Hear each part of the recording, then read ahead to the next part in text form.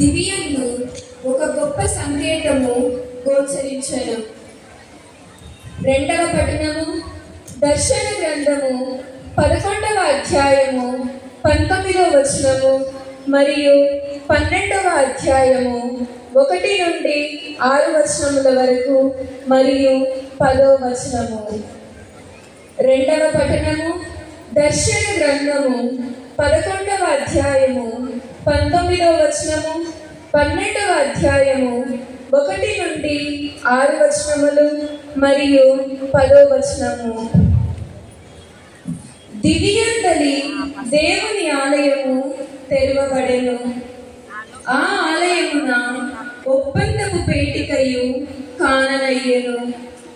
అంతలో మెరుపులు, గర్జనలు, ఉరుములు, భూకంపములు, వడగండ్ల వానలు ప్రారంభమయ్యెను. అంతటా దివ్యందు ఒక గొప్ప సంకేతము గోచరించెను. ఒక స్త్రీ దర్శనము ఇచ్చెను. సూర్యుడే ఆమె వస్త్రములు, చంద్రుడు ఆమె పాదముల క్రింద ఉండెను.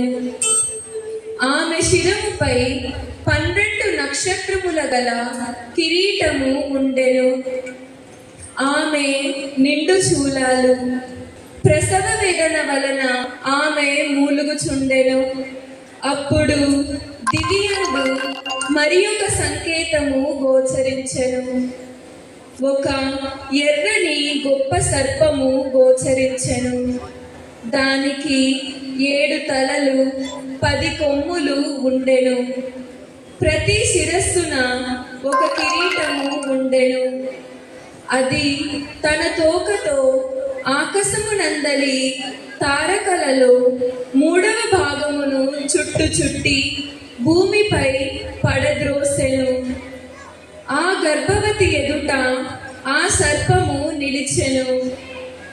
ఆ శూలాలు ప్రసవింపగనే శిశువును మృంగ ఆ సర్పము చూచుచుండెను. అంతటా సమస్త జాతులను తన ఇనుప దండముతో పరిపాలింపగల కుమారుని ఆమె ప్రసవించెను.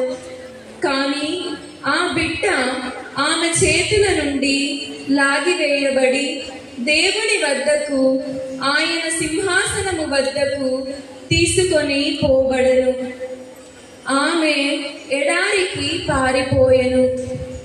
దేవుడు ఆమెకు అట ఒక నివాసము ఏర్పరచెను. అట ఆమె 1260 దినముల పాటు పోషింపబడును. అంతటా దివ్యందు ఒక గంభీర కంఠస్వరము ఇట్లు పలుకుట వింటిని.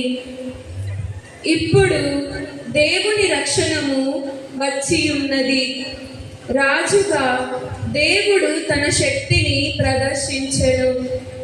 ఇప్పుడు ఆయన మెస్సయ్యగా తన అధికారమును నెరపెను. ఏలయనా మన సోదరులపై నేరము మోపువాడు రేయింబవళ్ళు దేవుని ఎదుట వారిని దూషించిన వాడు దివి నుండి బయటకు గెంటవేయబడినాడు. ఇది ప్రభు వాక్కు.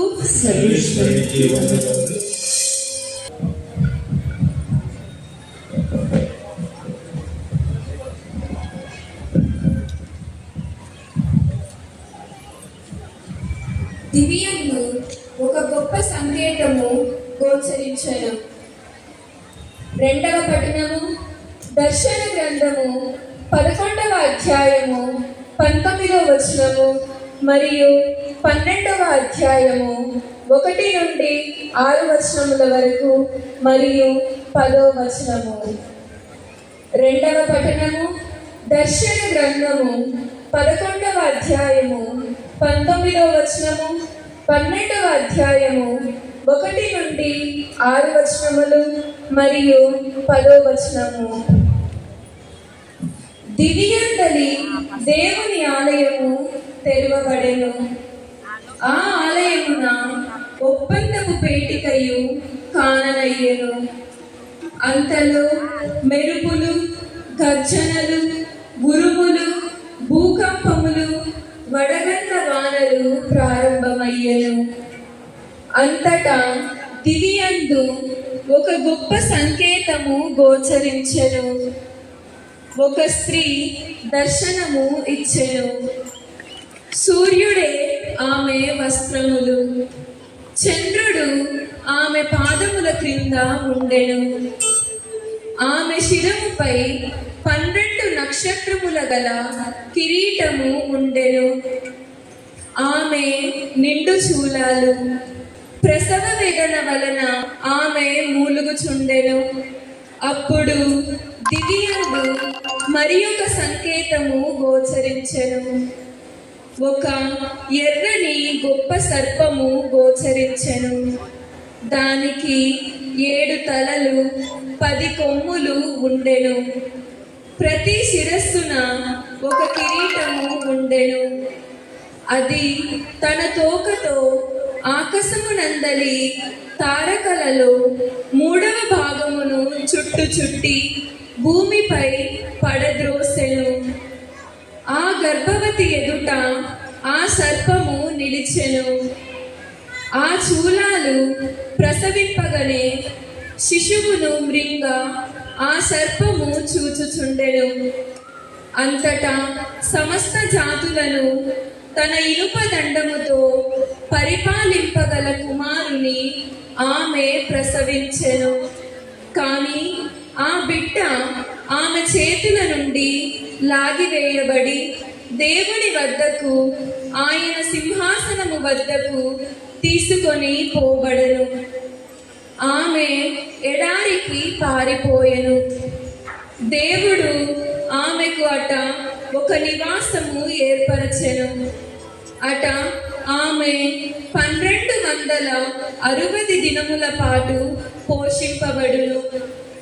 అంతటా దివియందు ఒక గంభీర కంఠస్వరము ఇట్లు పలుకుట వింటిని. ఇప్పుడు దేవుని రక్షణము వచ్చియున్నది. రాజుగా దేవుడు తన శక్తిని ప్రదర్శించెను. ఇప్పుడు ఆయన మెస్సయాగా తన అధికారమును నెరపెను. ఏలయనా మన సోదరులపై నేరము మోపువాడు రేయింబవళ్ళు దేవుని ఎదుట వారిని దూషించిన వాడు దివి నుండి బయటకు గెంటవేయబడినాడు. ఇది ప్రభువాక్కు.